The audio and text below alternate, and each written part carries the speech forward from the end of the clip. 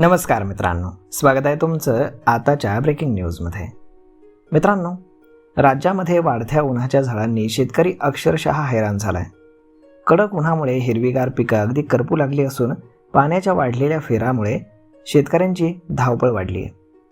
दिवस रात्र मिळेल त्या वेळेमध्ये पिकांना पाणी देण्याची कसरत सुरू असतानाच महावितरणच्या नवीन निर्णयानं शेतकऱ्यांची चिंता आणखीन वाढवली आहे.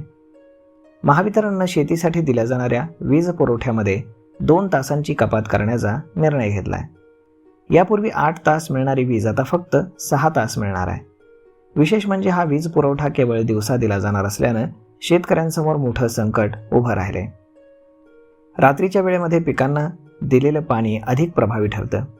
मात्र आता रात्री वीज मिळणार नसल्यानं दिवसा कडक उन्हामध्ये पाणी देण्याशिवाय पर्याय उरणार नाही. गेल्या काही महिन्यांपासून सुरू असलेल्या उष्णतेमुळे शिवारातील जमीन अगदी तडकून भेगा पडल्यात. विहिरी, कूपनलिका आणि नदीपात्रातील पाण्याची पातळी झपाट्यानं घटली आहे. परिणामी पाण्याचा अपुरा पुरवठा पडत असून अनेक ठिकाणी 15 ते 20 दिवसांनी पाण्याचा फेरा मिळतोय. वेळेवरती पाणी न मिळाल्यानं उभी पिकं सुकू लागली आहेत. शेतकरी कसाबसा पिकांना जिवंत ठेवण्याचा प्रयत्न करतोय.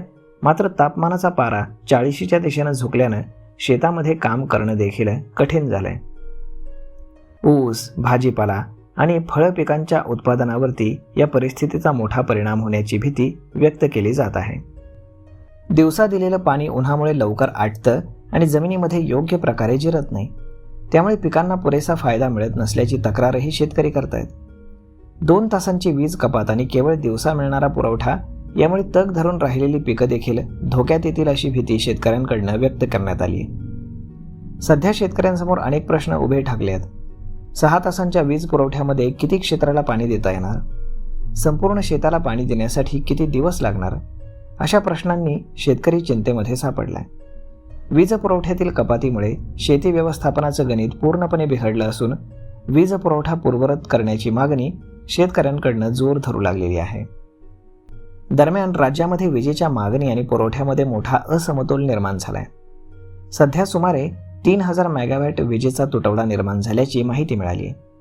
राज्यातील 4 वीज निर्मिती संच बंद पडल्यानं ही परिस्थिती निर्माण झाली असून त्याचा थेट परिणाम शेती पुरवठ्यावरती होत आहे. तर मग मित्रांनो, अशा पद्धतीनं महावितरणचा लाईट संदर्भातील हा मोठा निर्णय, परंतु शेतकऱ्यांना मात्र कृषी पंपासाठी 6 तासच लाईट मिळत असल्यामुळे शेतकरी मोठ्या प्रमाणावरती नाराज झालेले आहेत.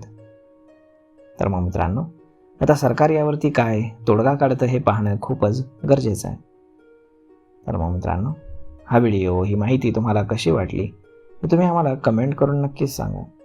आणि जर हा व्हिडिओ तुम्हाला आवडला असेल तर आपल्या जवळच्या मित्रमंडळींसोबत देखील हा व्हिडिओ तुम्ही शेअर करायला विसरू नका.